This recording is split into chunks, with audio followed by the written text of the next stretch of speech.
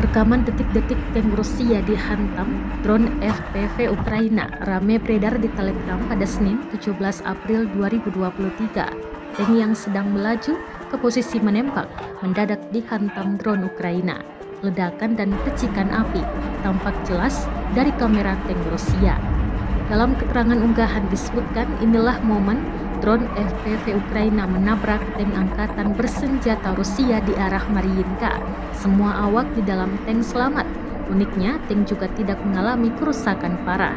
Bahkan, tank tersebut terus melaksanakan misi tempurnya. Pasukan Rusia mengerahkan tank ke titik tembak dan melanjutkan misi menggempur benteng musuh. Rekamannya pun menuai berbagai komentar dari warganet.